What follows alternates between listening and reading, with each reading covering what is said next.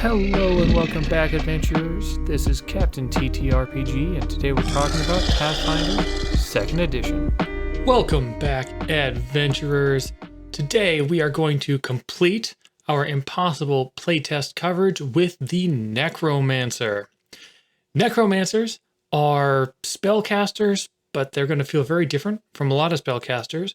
Not only do they rely on spellcasting, they even more heavily rely on their ability to utilize corpses on the battlefield. Corpses in a different sense than you're probably thinking, but corpses nonetheless. Unlike the last class, this one does have 3 subclasses, so we will be getting into those a little later on in this video. But let's start off with the basics of the class. This is another intelligence-based class. This one, again, gets 8 hit points per level, which, again, fairly average for non-martial characters, but above average for full casters, and you'll see this isn't quite a full caster. You are trained in light armor and unarmored, so you get that light armor boost, which is nice, not as good as medium, but it's fine. And you are trained in simple weapons, but nothing above that. So you are definitely not meant as a martial character, at least out the gate. Your expert proficiency, because as usual, casters only get 1, it's not will, though. This time it's fortitude, which feels very on brand for this class and its themes. You also gain a special lore called Undead Lore. This will automatically level up with you at levels 3, 7, and 15 when you normally could boost it anyway. Think of this in a similar way to the way that you look at the lore that thaumaturgists get, because again, very similar idea. They get a lore that levels up with them. They can use it in very specific ways, so can you. In this case, you can use it to recall knowledge about undead, haunts, and similar subjects, anything that maybe the GM will deem kind of fits within that territory. Your spellcasting is worth showing here on screen. So you'll see on screen, it is a bit unusual.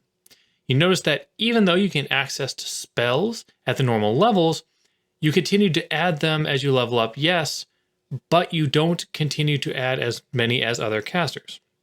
You get only 2 slots per level, which is similar to something like a summoner or a magus, but you actually get them for all levels. You don't just have ones that are following you around. So you're going to cap out with 2 slots per level. You're going to get them at the regular rate, so you're a full caster, but not really. And we'll see why that's really not a problem, and I still think the class is incredible, so don't let that turn you off. Normally, for a full spellcaster, I would say your primary feature for being a spellcaster is your spellcasting. And that's just not the case here. Instead, your primary feature as the Necromancer is a combination of Thralls and focus spells. Very, very heavy on the focus spells here. Somewhat like a psychic relies on focus spells. Think that level of reliance. I mentioned the word Thralls, but I haven't described it yet. Kind of like I talked about undead earlier on, corpses earlier on. Didn't really get into that. So what are Thralls and what are they all about? First of all, these are not companions. You're going to be summoning Thralls. They aren't companions or pets or familiars. You don't directly control them. Past creating them, of course, you get to create them, and then your control kind of ends there. And they aren't orcs who lead the horde either. No, Thralls are really their undead fuel for your abilities. They take up space on the battlefield, being either medium or small. They have exactly 1 hit point, always, except for exceptions from feats and later. We'll worry about that when we get there. They can be destroyed. They're automatically hit by any attack roll at them, and they automatically fail saving throws unless they're immune to whatever the saving throw is about. They are immune to a few things, such as mental and poison. You can see in the block here, they're immune to more than that. They do count for flanking purposes, so they are a utility on the battlefield to help out your allies. They remain for 1 minute when summoned, generally speaking. Now we need to cover how you get Thralls. At level 1, there's only one way to get Thralls, and that is using the Create Thrall Grave spell. It's a cantrip, so you can use it whenever you like. It takes 1 action, and it creates 1 Thrall. Now, this will increase, as cantrips tend to, but it increases at very specific levels. You'll get 2 Thralls for your 1 action at 7th, 3 at 15th, and 4 at 19th. You notice that feels kind of like a slow progression. Keep that in mind. Once you're at level 3, however, you get a new way to bring a Thrall about, and that is using Inevitable Return. This is a reaction that you gain that allows you to create a Thrall whenever a creature dies within 60 feet of you. That's a nice boost, assuming that you're not just fighting a boss fight. There are grave spells, focus spells, you can gain access to via this class feats that allow you other ways to create Thralls, but there aren't many and most are kind of high level. So just keep that in mind. Okay, so we talked about Thralls, we talked about how you create them and what they're all about. How do you use them though? The first use, though not the primary, is that when you create one using Create Thrall, you can make one attack with one of the Thralls you bring up. You can't bring up 4 Thralls at 19 and get them all attacking. No, you just get to attack with one of them, but you can make a basic attack, and the attack does get stronger with your cantrip, so that's nice. It does also count toward your multiple attack penalty, but you're a spellcaster, that's probably not the biggest deal. The second very important use of Thralls is the class feature Consume Thrall. This lets you destroy a Thrall to gain a focus point back once per 10 minutes. So not only do you get to gain a focus point back outside of combat just by refocusing, in combat or out of combat, you can use Consume Thrall and just get a focus point back. So suddenly you already have more focus points at your disposal than the average class would here. And that's just out the gate, despite whatever choices you're making, even at level 1. Mostly you can destroy them to utilize different grave spells. That's their biggest use. And you'll see that with a lot of the grave spells, you're going to be destroying Thralls to do something. We'll run through several grave spells, but we won't cover all of them. There are also several feats that allow you to take advantage of Thralls in different ways. Some of these feats allow you to use them for more than just fuel, but a lot of them are still destroying them and using them as fuel. It varies. Earlier, I brought up the subclasses or Grim Fascinations. Let's actually jump into what they give you and what they're all about. So there are 3 in this playtest, and each will give you 3 things. They'll give you a class feat, which each of these class feats actually gives you a focus spell, a grave spell. They'll give you a general feat, which is kind of cool.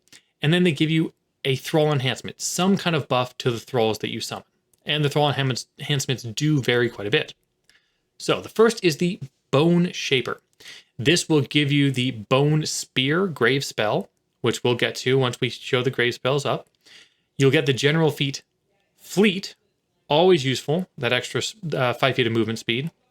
And your Thrall enhancement, is that when your Thralls have to make a reflex save, you can roll a DC 15 flat check, and on success, you get to have one of your Thralls take no damage from the save. If you roll a nat 20 and therefore crit succeed your DC 15 flat check, all of your Thralls get to survive. Very powerful if it works, but it's still kind of a gambling thing. The next is Flesh Magician. You will get the Dead Weight focus spell. You're going to get the Toughness general feat, again, just good to have extra hit points. And you get the Thrall enhancement, where the Thralls you destroy can give the space they were in difficult terrain for 10 minutes. You don't have to, so if you're surrounded by allies and you destroy it, you don't have to make it difficult terrain, but you can when it's destroyed. And finally, the Spirit Monger. This one's all about the more ethereal side of the undead. You get the Life Tap focus spell, the Die Hard general feat, which maybe not as applicable as the other 2 all the time.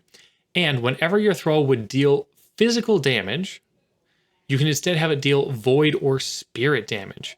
Now, I assume this only counts if the Thrall itself is making direct damage, like during that attack when you summon them, or there are some other feats that let your Thralls attack, but it's not that well stated, so maybe if you use them as fuel for physical attacks, it would also count.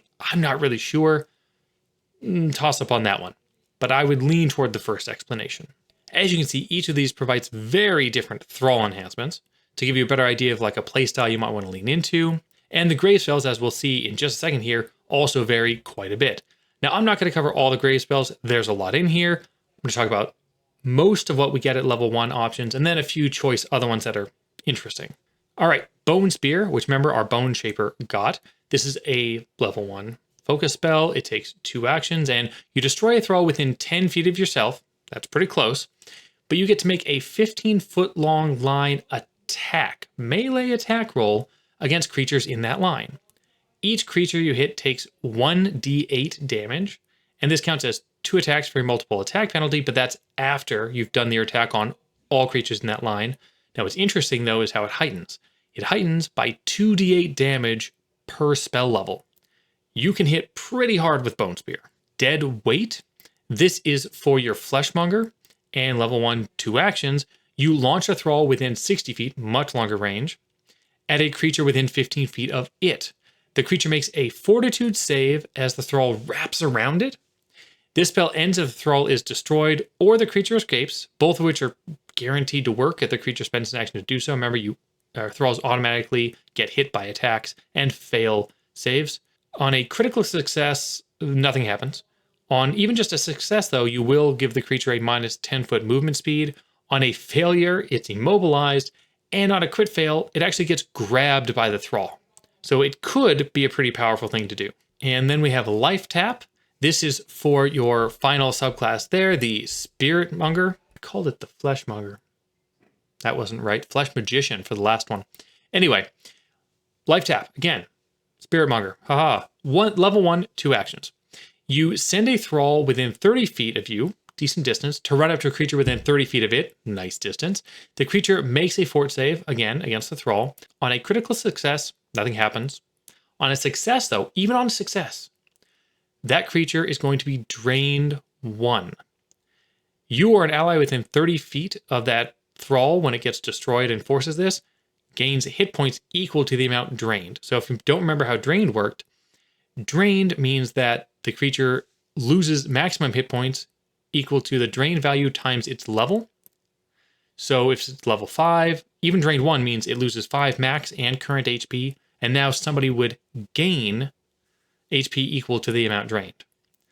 On a fail, it's drained 2, and on a crit fail, it's drained 3, which is brutal.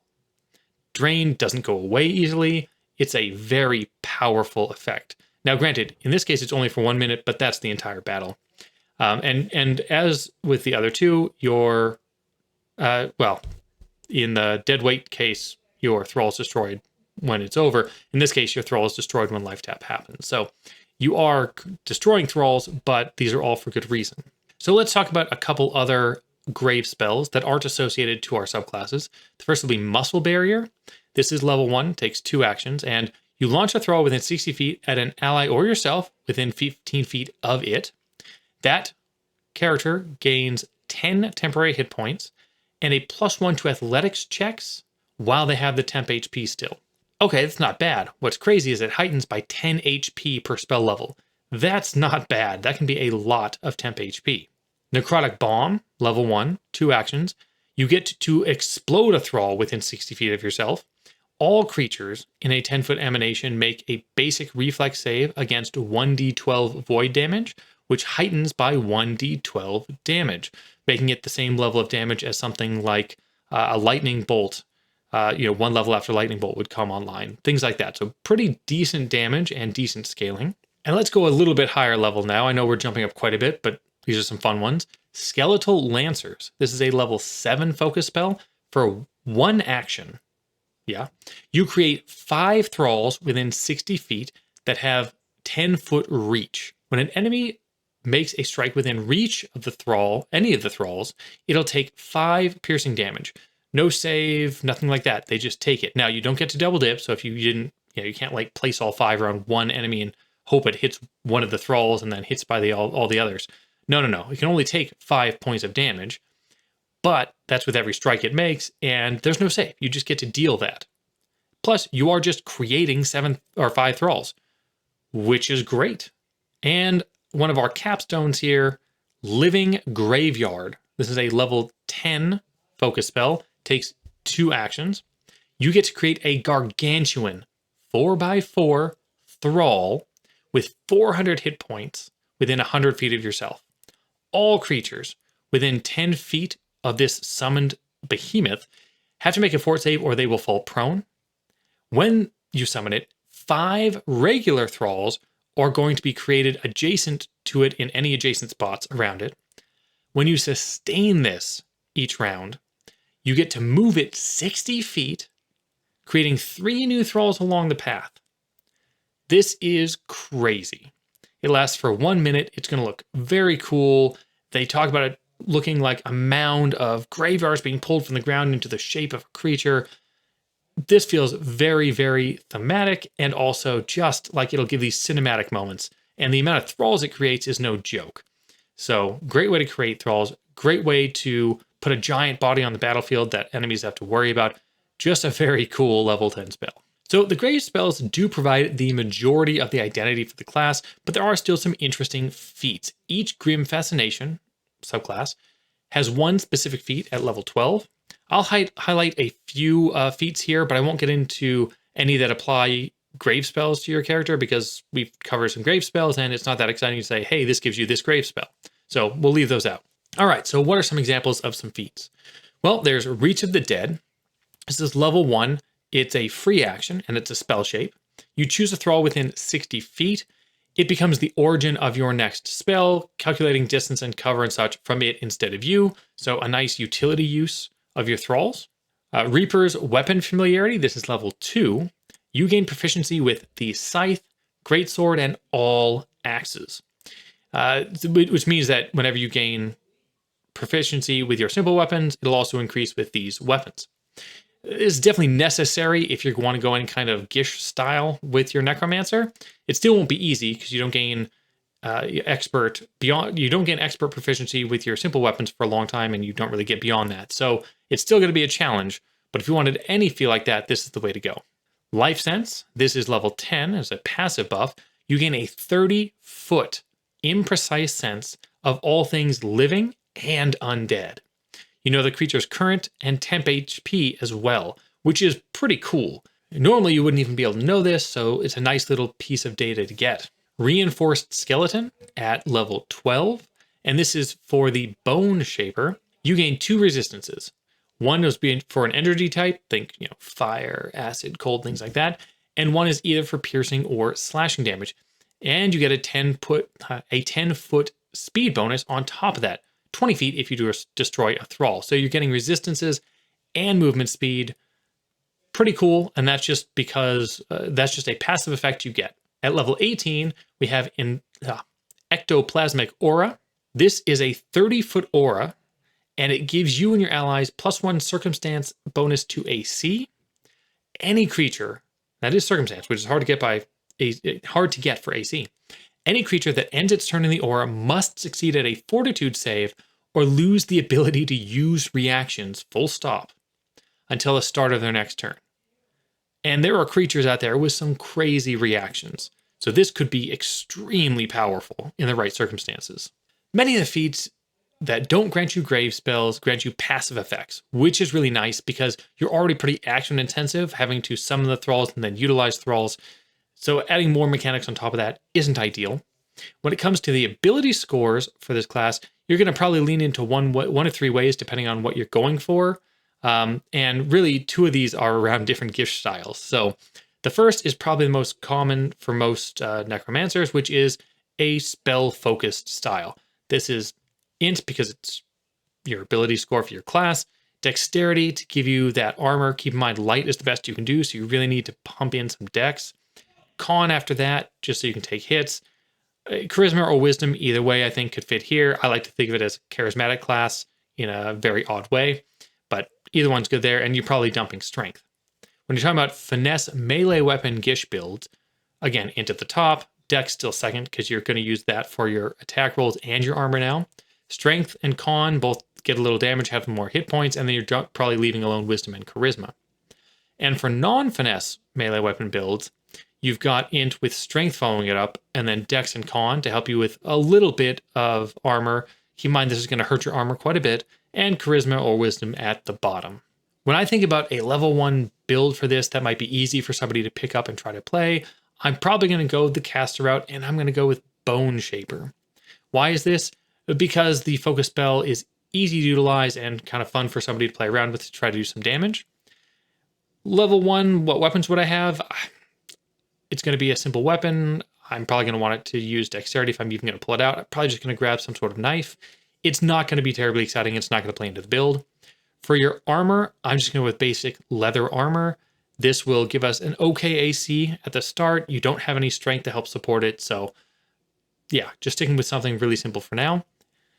For stats, you get a +4 in int, +3 in dex, 1 in con. I'm taking 1 in charisma. If you wanted to bump 1 into strength, you could take studded leather and do a little better on your armor. So I think either way is a great way to go there.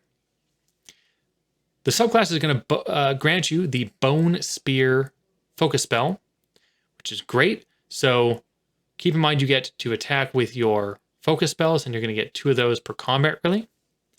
Your class feat, if you choose to be human, because normally you wouldn't get a class feat, but if you're human, it could be nice to pick up another focus spell. Something like Life Tap could be good. This will give you another focus point because you're adding another focus spell on there. And the spell itself is just powerful with the drained effect. For your spells at level 1, I would suggest cantrip-wise, because you're going to get a lot. You're going to get 5. Some utility stuff, guidance, shield, and then if you want to do some attacking ones, Void Warp just feels very thematic here. Haunting Hymn, also on point thematically. Are these the strongest ones? No, but they're very fun. And then you could always think something like telekinetic projectile. After you've thrown bones at people, why not pick up a bone and throw a bone at somebody? I like to throw bones when I throw bones. And you're going to get 1 first level spell at level 1. And I would suggest something like Fear, just a strong utility spell. You've got damage out of your focus spells and your cantrips. So just go something solid to control the battlefield. I hope you found that helpful. I feel like the class has a lot of promise. I have some feedback I want to give. I think they should either move the reaction that allows you to create thralls to level 1, or perhaps just let you at level 1 create 2 thralls with create thrall and just increase by 1 from there so that you get a little boost at the beginning. It does feel like early on it might be hard to create and utilize thralls in a fun way. Either way, I hope you give it a try. Let me know how it goes in the comments. I would love that. I'd love some comments. Please leave comments. And as always, adventure on.